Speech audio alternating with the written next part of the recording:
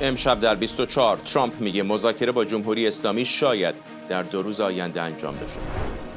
همزمان با احتمال از سرگیری گفتگوها در پاکستان، سنتکام میگه 6 کشتی تجاری به دستور آمریکا به بنادر ایران بازگشتند. گزارش اختصاصی ایران اینترنشنال از پشت پرده اختلافات تهران و واشنگتن در پاکستان: هیئت مذاکره کننده با دستور ذوالقدر مذاکرات رو ترک کرد و به تهران برگشت. و دیدار تاریخی نمایندگان اسرائیل و لبنان در واشنگتن. وزیر خارجه اسرائیل میگه این کشور به دنبال عادی‌سازی روابط با بیروته.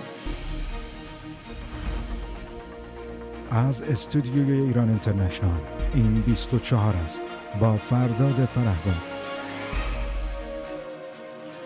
بینندگان ایران اینترنشنال در ایران و سراسر جهان سلام و وقت بخیر. رئیس جمهوری آمریکا ساعتی پیش به روزنامه نیویورک پست گفته مذاکرات مربوط به ایران شاید طی 2 روز آینده در پاکستان برگزار بشه. به گفته دونالد ترامپ، فرمانده ارتش پاکستان آسم منیر در این مذاکرات به گفته او کار بزرگی انجام میده و بنابراین احتمال اینکه نمایندگان واشنگتن دوباره به پاکستان برند زیاده.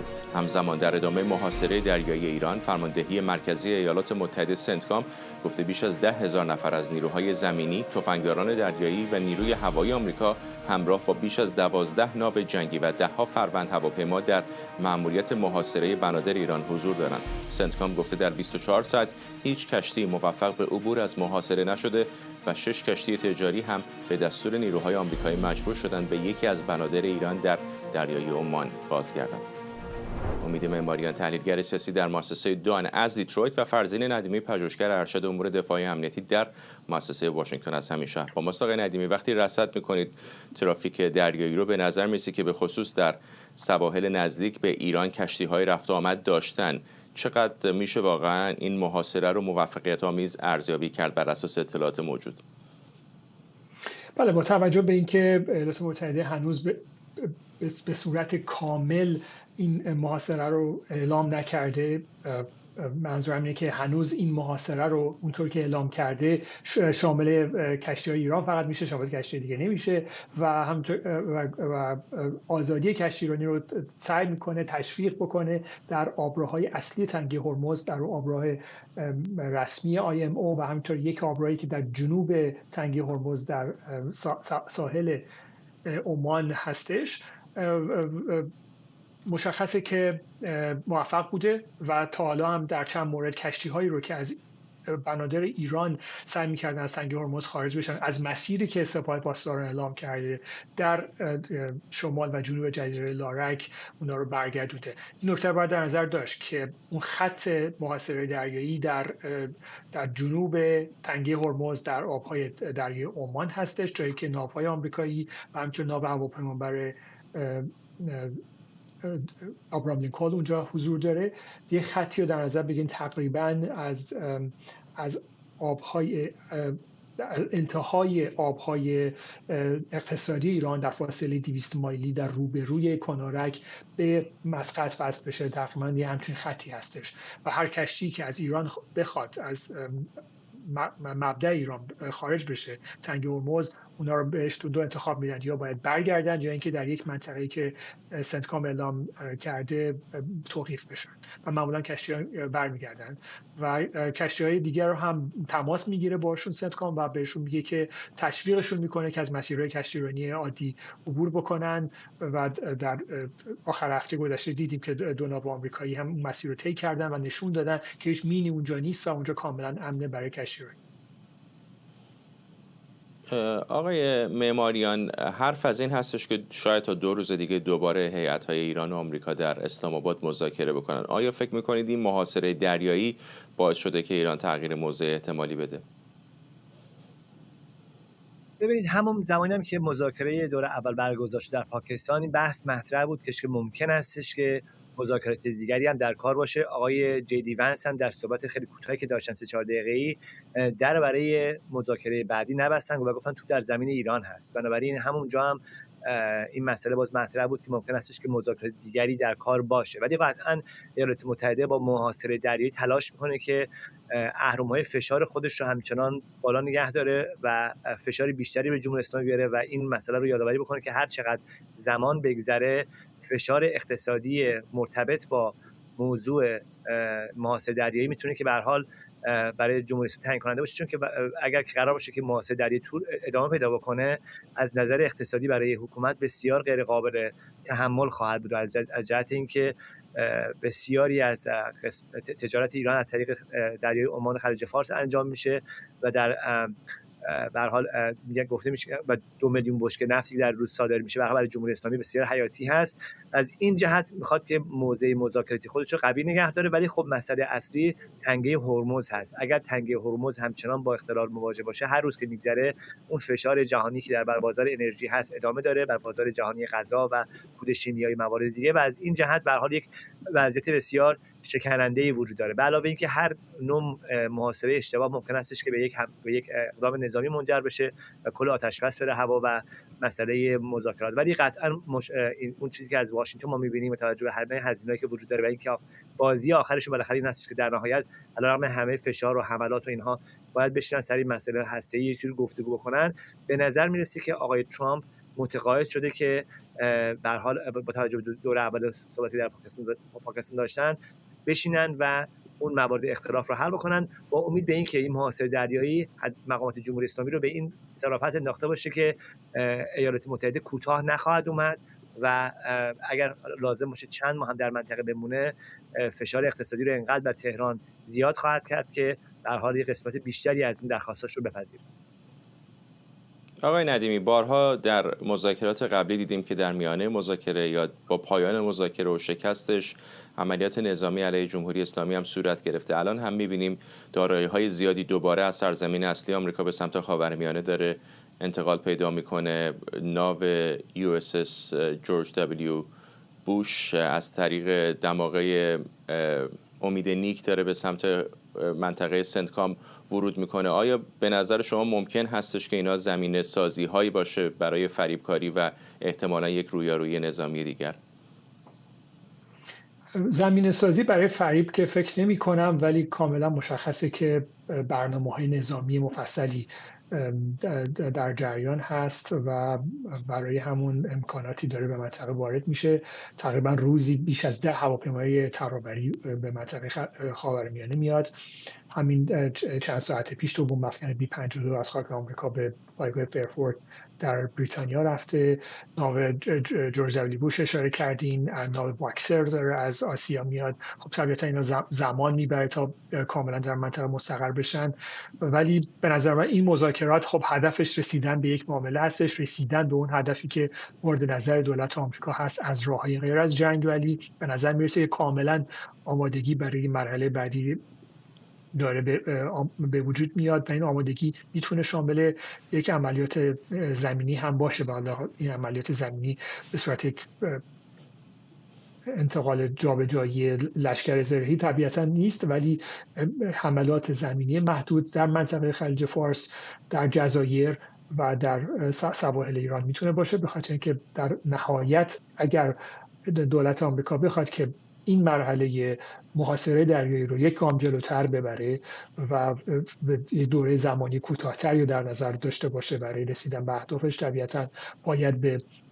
تهاجم به سواحل و همینطور اشغال مناطقی رو در سواحل ایران مثل پایگاه هوایی یا پایگاه‌های مربوط به سپاه پاسداران رو در نظر داشته باشه. می‌دونیم که جزیره ابو موسی مرکز اصلی کنترل به اصطلاح کنترل هوشمند تنگه هرمز هست و همینطور در جزیره لارک هم که یک مرکز کنترل جدیداً به وجود آوردن برای هدایت کشتی‌ها. طبیعتاً اگر کار به جایی برسه که درگیری نظامی اتفاق بیفته، صرفاً بمباران این جزایر کافی نخواهد بود، به خاطر استحکامات زیرزمینی مفصلی که خیلی از اونها دارن و حمله زمینی هم لازم خواهد بود. حالا کی این اتفاق بتونه بیفته به غیر از یک تصمیم نظامی که آقای ترامپ پس از آماده شدن نیروها برای مرحله دوم این جنگ بگیره، میتونه یک سری اتفاقاتی شروع کننده باشه. اگر سپاه پاسداران ببینه که مسیر کشتیرانی که با این همه تشکیلات به وجود آورده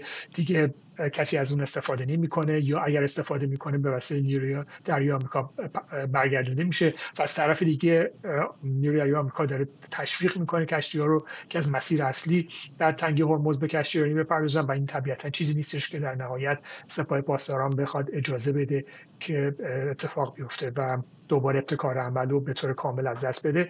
احتمال داره که به این ریزی دریایی محدود روی بیاره. آقای معماریان کوتاه اگر بفرمایید، به خصوص بعد از جنگ جهانی دوم ایالات متحده ضامن این نظم نوین جهانی بود که بخش مهمیش هم همین آزادی دریانوردی هست. جمهوری اسلامی با یک جنگ غیر متقارن به نظر میسه که آمریکایی‌ها رو دچار درگیری ناخواسته شاید در تنگه هرمز کرده و الان به نظر میسه که خود آمریکا هم داره همون تکنیکی رو استفاده میکنه که عملاً در نقض دریانوردی آزاد هست. چقدر جمهوری اسلامی وضعیت رو طوری کرده که آمریکایی‌ها مجبور بشن با همون مکانیزمی که تهران دشواری ایجاد کرد برای مابقی دنیا وارد عمل بشن؟ کاملا همینطور هست. دستگاه محاسباتی جمهوری اسلامی بر اساس این هستش که هزینه رو به جایی که روی آمریکا سعی کنه که به داخل آمریکا بیاره و به داخل وضعیت مردم رو در داخل آمریکا عوض بکنه. قیمت نفت در طی ماه گذشته افزایش پیدا کرده. ما وقتی بنزین می‌زنیم کاملا محسوس هستش که قیمت بنزین افزایش پیدا کرده. برای مردم آمریکا به هر حال مسئله مهمی است. اون چیزی که اینجا الان مهم هست این هستش که جمهوری اسلامی جنگ رو منطقه‌ای کرده، جنگ رو جهانی کرده و برای ایالات متحده بسیار هزینه‌اش بالا هست. هر روز که از جنگ میگذره برای آقای ترامپ در داخل آمریکا بسیار سخت‌تر میشه توجیه کردن این که در این جنگ دنبال چی هست، اهداف سیاسی چی هست و تا چه زمانی میخواد طول بکشه و چقدر هزینه خواهد داشت.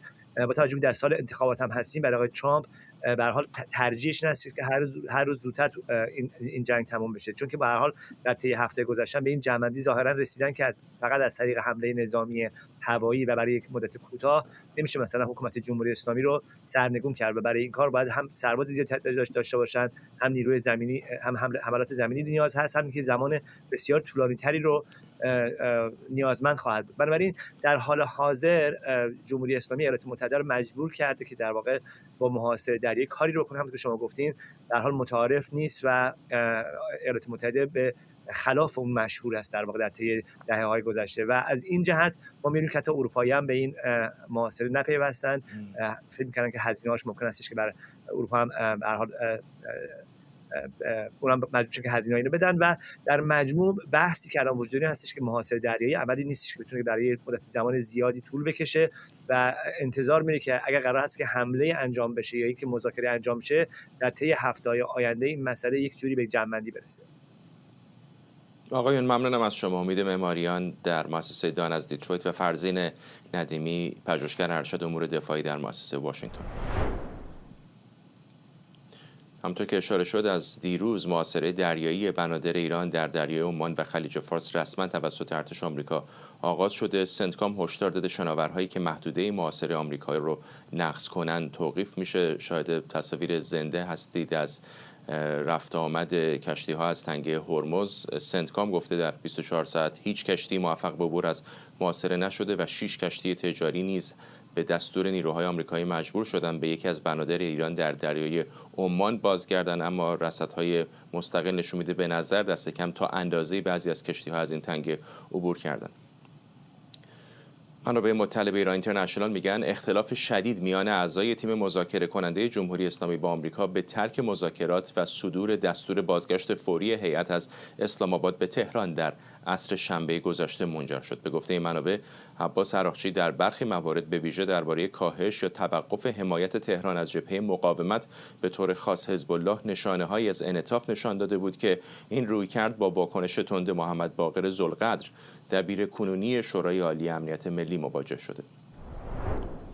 همکارم مراد ویسی از استودیو دیگر ما در واشنگتن به ما پیوسته. مراد، ما دائم در مورد اختلافات واشنگتن و تهران میشنویم، اما چیزی که شاید کمتر به اون اشاره میشه و مشخص هم هست که وجود داره، بخشش هم بر اساس همین گزارش ایران اینترنشنال، دعواهای درون نظام هستش در مورد اینکه چطور، تا چه اندازه، چطور باید به آمریکایی‌ها امتیاز بدن، آیا توافق رو بپذیرن یا نه، با چه کم و کیفی بپذیرن.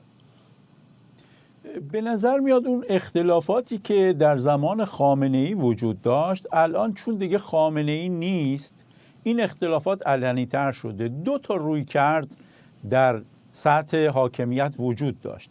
یک رویکرد که بقا براش مهم بود، میگفت که ما باید بریم بر اساس بقا نگاه کنیم، وضع اقتصاد خوب نیست، اینجوری نمیتونیم ادامه بدیم و باید با آمریکا مذاکره کنیم و مسائل حل کنیم که در درون حاکمیت پزشکیان نمایندش بود، در بیرون از حاکمیت هم در خارج از دولت و اینها امثال روحانی و ظریف. در طرف مقابل فرمانده‌های سپاه عمدتاً بودن که میگفتن نه، ما هر چقدر بریم عقب اون میاد جلو، بنابراین عقب نشینی فایده نداره، باید مقابلش بایستیم. به نظر میاد همین اختلافات، حالا که خامنه‌ای نیست، در درون مذاکرات اسلام آباد هم خودشون نشون داده. مثلا یک کسی مثل عراقچی به پزشکیان شاید نزدیکتر بوده، این دیدگاه رو داشته. فرمانده‌هایی مثلا ذوالقرد مخالف بودن. یه نکته‌ای که اینجا میتونه به نظرم این تشدید کرده باشه این مسئله رو که ذوالقرد در مقابل عراقچی قرار گرفته باشه، کاظم غریب‌آبادی معاون عراقچی داماد ذوالقرده. یعنی احتمال داره غریب‌آبادی مثلا به پدر خانومش اطلاع داده که عراقچی داره همچین کاری میکنه. این میتونه اتفاق بیفته.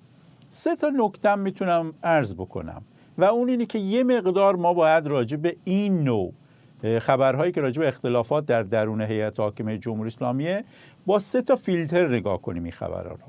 یکی اینی که باندهای قدرت مختلفی وجود داره، باند قالیباف، باند عزیز جعفری، باند رضایی، و ما الان نمیدونیم دقیقاً کدومی که از این باندها دست بالا رو در قدرت دارن. قطعیه که بعد از مرگ خامنه‌ای سپاهپاسداران قدرتش بیشتر شده، این قطعیه، ولی کدومی که از باندهای سپاه دست بالا رو دارن این ما نمیدونیم. این یه نکته. نکته دوم اینه که تعداد زیادی از مقامات بالایی کشته شدن، خامنه‌ای، شمخانی، لاریجانی، تنگسیری، خادمی، و یه سری از سمت‌ها خالی شده، جابجایی در درونی را صورت گرفته. مثلا ذوالقرد برگشته شده دبیر شورای عالی امنیت ملی، احمدیان شده دبیر شورای دفاع، یا افراد دیگه‌ای که مثل وحیدی شده فرمانده کل سپاه. این معادلات قدرت در درون سپاه و در رأس جمهوری اسلامی رو دچار تغییر کرده. ما هنوز درک دقیقی از این نداریم که کدومی که از اینا بالا پایینن نسبت به هم دیگه.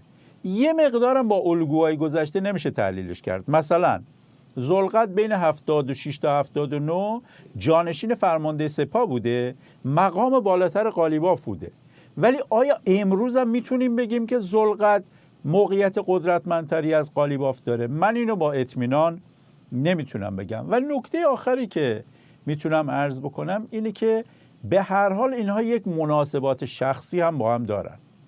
ما درسته که میگیم قالیباف باند قدرت، عزیز جعفری باند قدرته، ولی اونها مثل هر باند قدرتی معادلات شخصیشون و معادلات باندیشون هر لحظه بر اساس شرایط میتونه تغییر کنه. آخرین نکته‌ام که اضافه کنم شد نکته 4م، یکی دیگه اضافه بشه.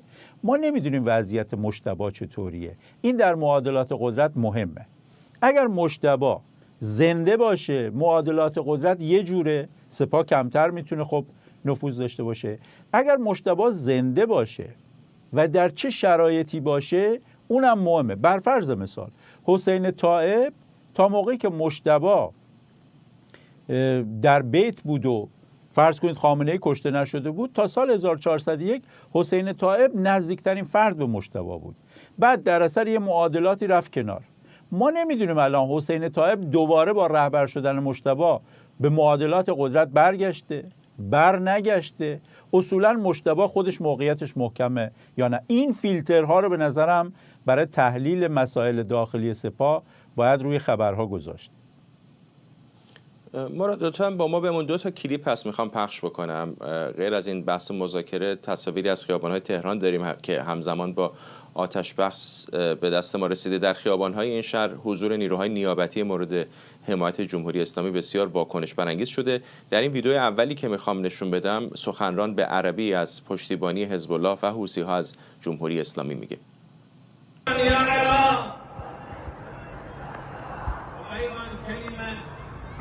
البلدان الإسلامية خاصة في محور المقاومة من فلسة العزة ولبنان البطولة ويمن الشرف. نشكركم نشكر دعمكم ومواقفكم الشجيعة ونقول شكرا شكرا يا لبنان، شكرا شكرا يا لبنان، شكرا شكرا يا يمن، شكرا شكرا يا يمن. أوجه كلمتي الأخيرة للبلدان العالم بأسره. هذا الشعب الإيراني الذي قدم آلاف من الضحايا والشهداء، على رأسهم سيد الشهداء المقاومة الشهيد الإمام سيد علي الخامنئي، شعب بصير، شعب واعي. در یک ویدیو دیگه هم از تجمع حامیان حکومت موزیک ویدئویی از جولیا بوتروس، یک خواننده زن لبنانی پخش شده و که طرفدار گروه حزب الله، ترانه‌ای درباره جنگ حزب الله و اسرائیل میخونه.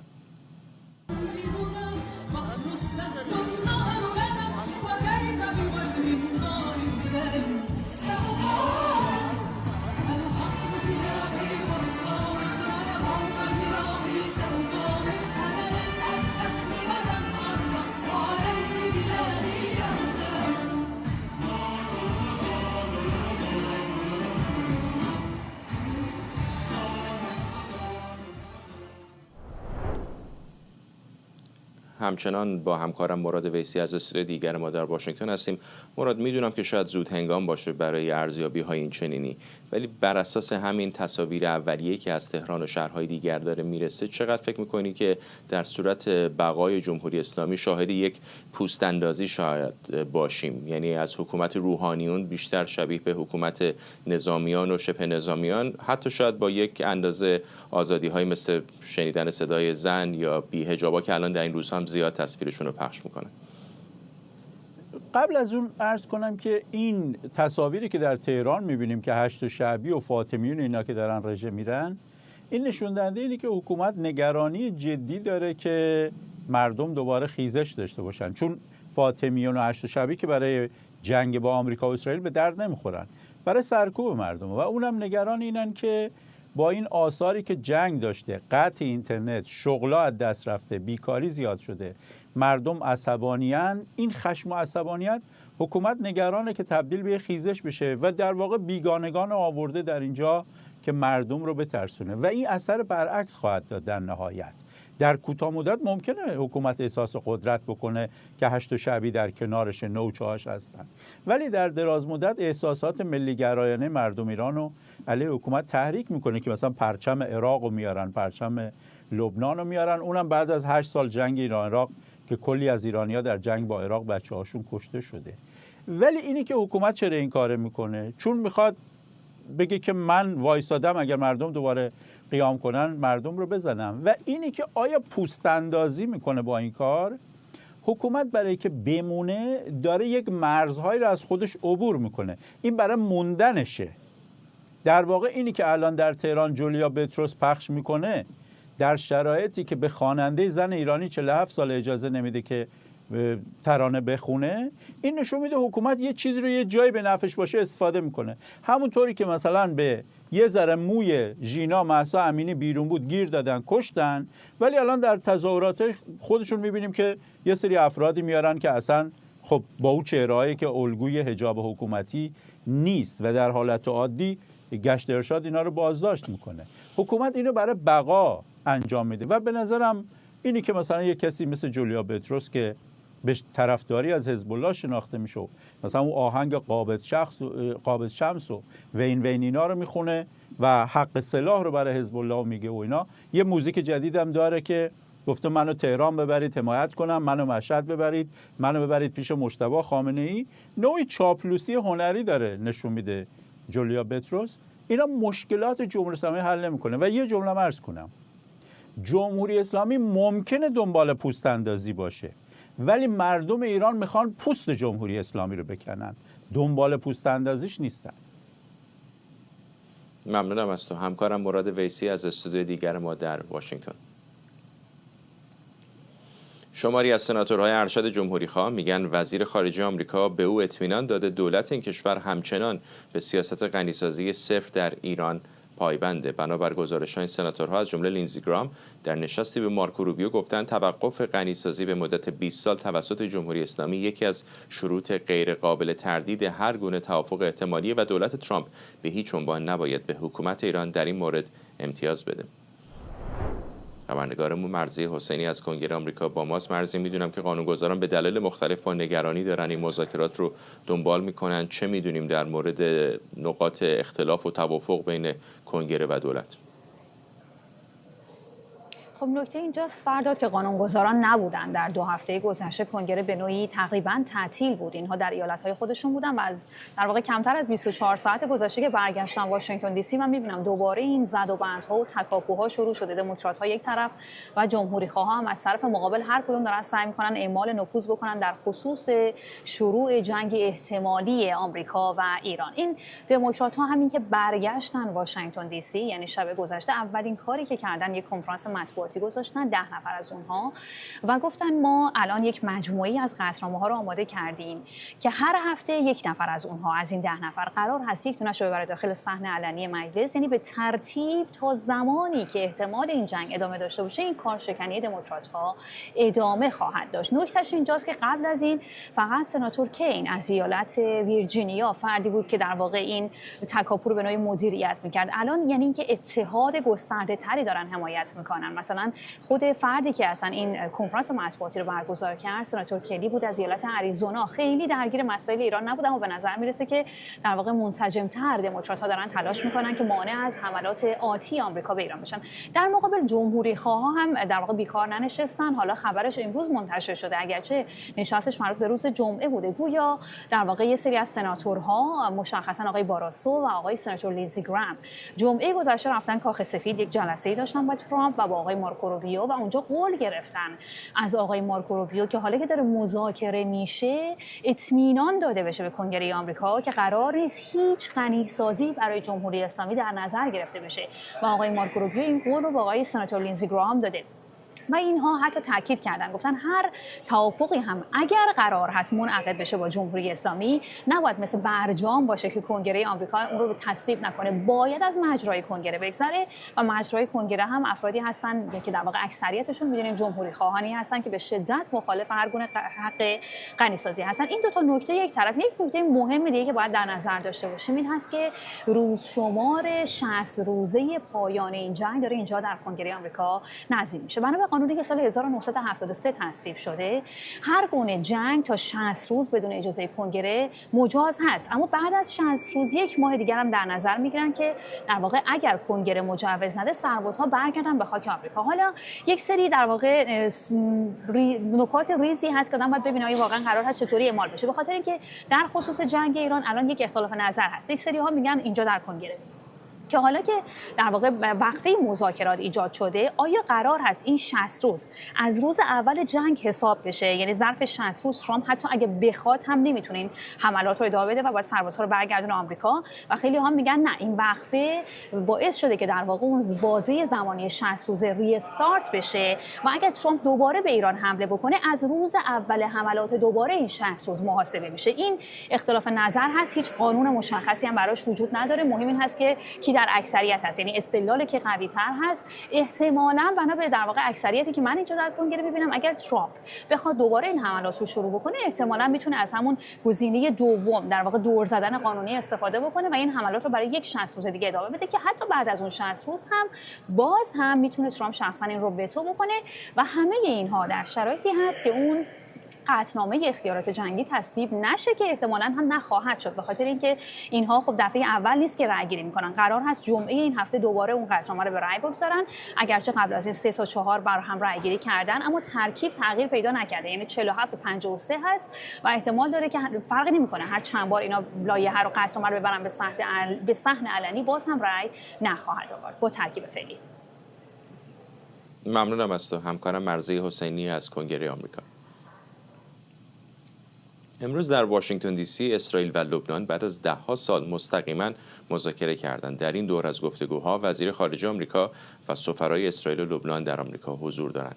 مارکو روبیو گفته مذاکرات اسرائیل و لبنان در واشنگتن یک فرصت تاریخیه. به گفته وزیر خارجه آمریکا طبیعتاً این اختلافات در ساعات پیش رو حل نمیشه، اما به گفته او واشنگتن امیدواره طرف‌ها رو به جلو حرکت کنند. این نشست در حالیه که ارتش اسرائیل در دور تازه حمله به جنوب لبنان وارد شهر کلیدی بن جبیل شده و مشغول نابودی مواضع حزب الله در این منطقه است. بریم به وزارت خارجه. همکارم اردوان روزبه از اونجا به ما پیوسته. اردوان، مذاکره بخش اولش دست کم به پایان رسیده. از آنچه که سفیر آمریکا گفت به نظر میرسه که کم و بیش خرسند بوده از روند مذاکرات. البته باید توجه بکنیم چیزی که به نظر میاد مهمه اینه که خواسته های طرفین تفاوت‌های خیلی مهمی با هم دارن، به خاطر اینکه در حال حاضر به قول یک مقام دولتی به واشنگتن پست که ترجیح داده اسمش آورده نشه گفته ما دقیقاً نمیدونیم که الان لبنان با چه دست پری در واقع به این مذاکرات داره میاد، به دلیل اینکه عملاً اون شروطی که وجود داره شامل گروهی میشه به اسم حزب الله، گروهی که سالهاست توسط جمهوری اسلامی حمایت شده، مستقلاً تصمیم میگیره، تنها گروه مسلح جدی در حال حاضر در لبنان هستش و در عمل حملات خودش رو به طور مستقیم به اسرائیل در طول جنگ در سالهای گذشته انجام داده و همین الان که راجع به اسرائیل صحبت می‌کنیم که حملات خودش رو در خاک لبنان داره انجام میده، مناطق حزب الله، حمله حزب الله هم به مناطق شمالی اسرائیل ادامه داره. اما صحبت‌های امروز آقای روبیو در شروع به نظر من نکته مهمی بود. آقای روبیو تاکید بر این کرد که به هر حال نباید به چند ساعت بسنده کرد. صحبت‌های آقای روبیو رو بشنویم. درباره آتش‌بس سوال‌هایی مطرح شد، اما این موضوع فقط درباره آتش‌بس نیست. این درباره پایان دائمی 20 سال نفوذ حزب الله در منطقه است. نه فقط خسارت‌هایی که به اسرائیل وارد کرده، بلکه آسیبی که به مردم لبنان هم زده. مردم لبنان هم قربانی حزب الله و هم قربانی اقدامات خصمانه ایران هستند و این باید متوقف شود. این یک فرایند است و در چند ساعت آینده همه مسائل حل نخواهند شد، اما می توانیم چارچوبی بسازیم تا یک نتیجه مثبت و پایدار شکل بگیرد تا مردم لبنان آینده خوبی داشته باشند و مردم اسرائیل بدون ترس از حملات موشکی یک گروه نیابتی وابسته به ایران زندگی کنند. خب در مذاکرات امروز در واقع ندا حماده از طرف لبنان، یعنی سفیر لبنان در آمریکا و یهیل لیتر در سفیر اسرائیل در آمریکا به ملاقات آقای روبیو اینجا در وزارت خارجه آمد. در واقع بعد از 30 سال تقریبا این دو گروه قرار هستش با هم صحبت بکنن، در واقع این دو کشور با هم صحبت کنن.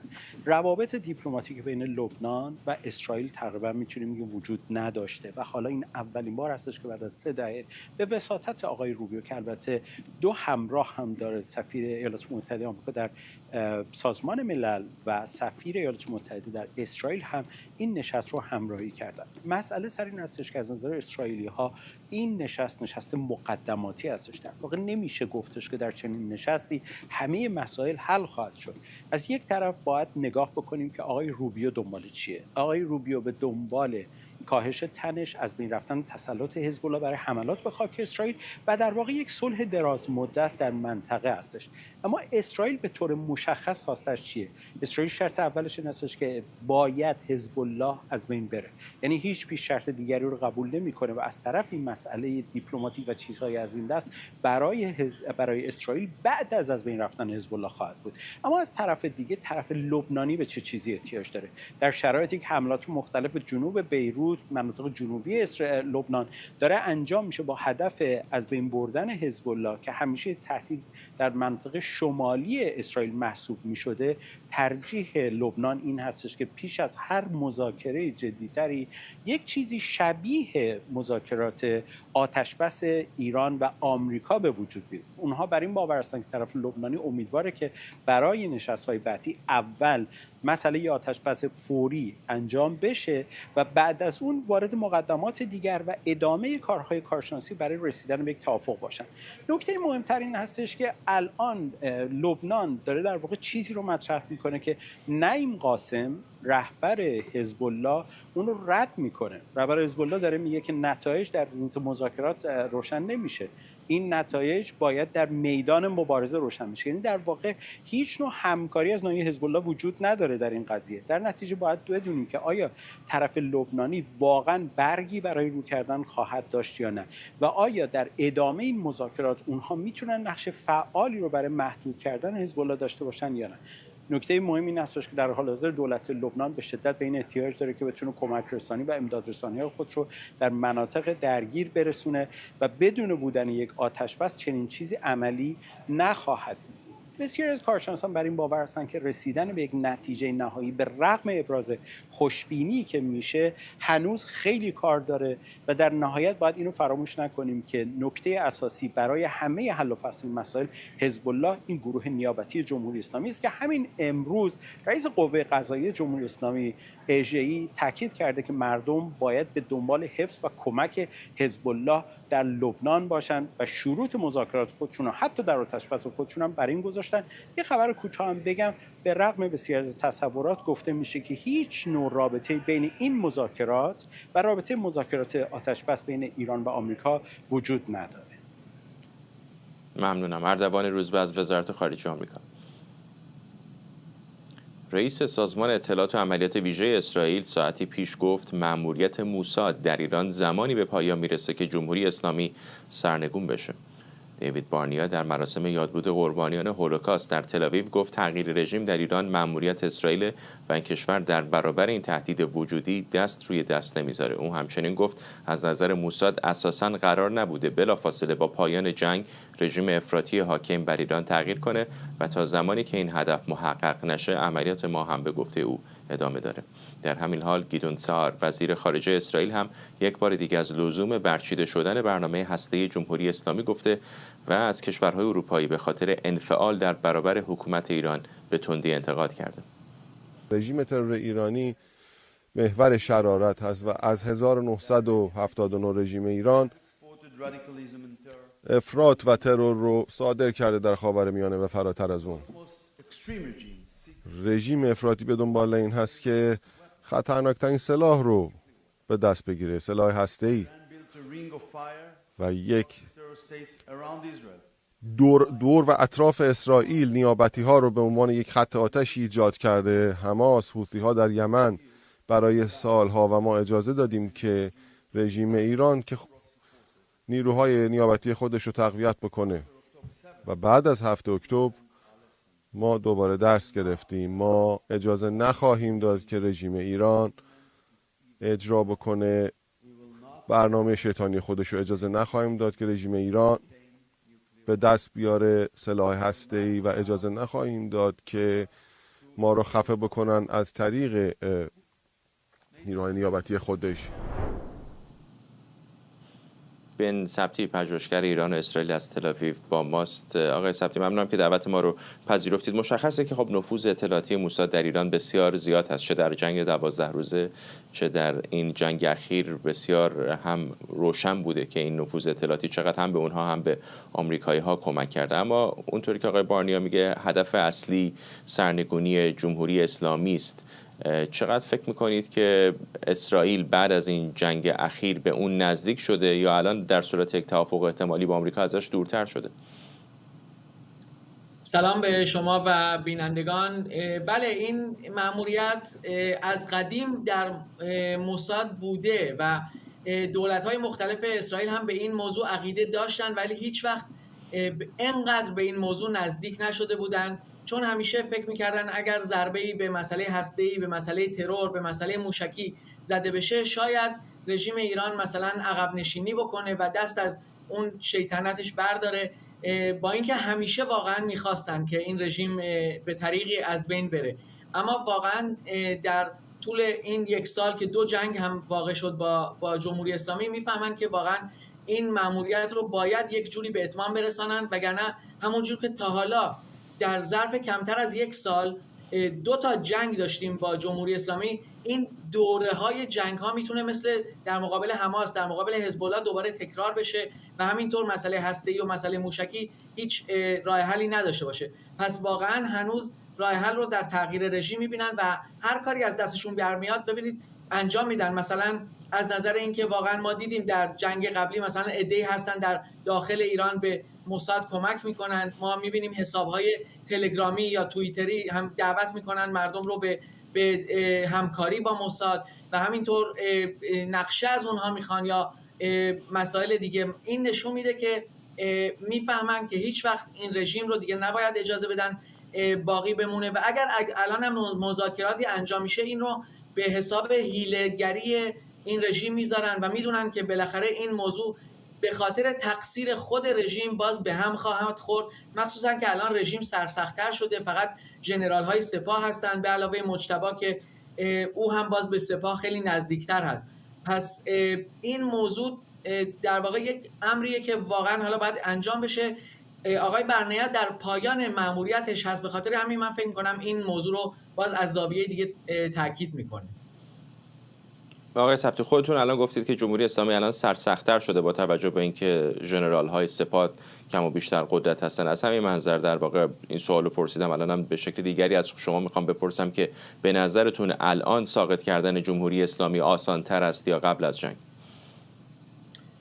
الان میدونم منطقی زیاد به نظر نمیاد، ولی الان در واقع خیلی راحت‌تر این رژیم میتونه بیفته. ما از وقتی که این موضوع شده میبینیم هر روز و شما هم کانال شما هم گزارش‌های بسیاری در این مورد میدن که اختلاف‌های بسیاری بین ژنرال‌ها هست. ببینید یک نظامی که قبلا سیاسیون هم درش بودن، حالا میتونه دولت آقای روحانی بود یا مثلا خاتمی بود یا اشخاصی که یکم نرمش داشتن، حالا اونها هم یک مقدار دروغگو بودن ولی یک مقدار نرمش داشتن، میدونستن چجوری با غرب حرف بزنن و جلوی مثلا تحریم ها یا حمله رو بگیرن. ولی الان اینها فقط یک عده سرسخت هستن، مثل یک شاخه درختی که خشک شده باشه و دیگه هیچ انعطافی واقعا نداره و این اتفاقا ریسک افتادن رو خیلی بالاتر میبره. میدونم که منطقی در وهله اول به نظر نمیاد، شاید یک ماه دیگه 2 ماه دیگه اینا خیلی سرسخت به نظر بیان، ولی در طول مدت هیچ مشکلی نه برای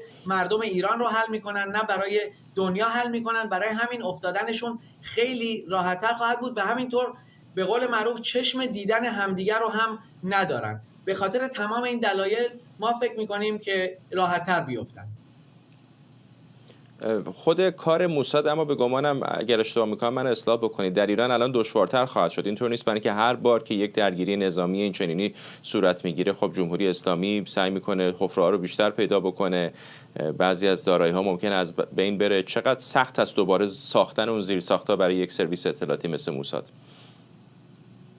ببینید من اینو با کمال تأسف میگم، من فکر میکنم تمام بیشتر اشخاصی که دستگیر شدن اصلا رابطه‌ای با موساد ندارن، بیگناه هستن یا مثلا فعالیت در شبکه‌های اجتماعی داشتن، اینها چیزهای خیلی ناچیز هست. اصلا اون کسانی که واقعا همکاری میکنن با موساد اونها تعلیم و تربیت میشن که گیر نیفتن به قول معروف و مثلا روابط امن دارن، یک دستگاه‌های امنی دارن برای رابطه داشتن یا کارهایی که انجام میدن. برای همین من فکر میکنم اتفاقا به خاطر این رژیم که الان سرسخت‌تر شده و فشار رو بیشتر میاره به مردم، اتفاقا بیشتر اشخاصی خواهند بود که داوطلب بشن یا در مقابل هر چیزی که خودشون میخوان بیشتر همکاری کنن و این هم میتونه یک دلیلی بشه برای ضعیف کردن بیشتر رژیم و ضربه زدن بیشتر رژیم. در جنگ قبلی ما ندیدیم که این کوههای موشکی بهشون حمله بشه مثلا در کنار یزد. الان ببینید چقدر مردم ایران عصبانی هستن از اون موضوع آب و رودخونه ها که ناپدید شدن. این موضوع میتونه خیلی باعث بشه که همکاری مردم با موساد بیشتر و با رژیم کمتر بشه. ممنونم از شما. بن ثبتی، پژوهشگر ایران و اسرائیل از تل‌آویو. و ممنونم از شما که بیننده برنامه 24 امشب بودید. این برنامه رو کمی دیرتر میتونید دوباره در یوتیوب ایران اینترنشنال ببینید. تا برنامه بعدی، بدرود.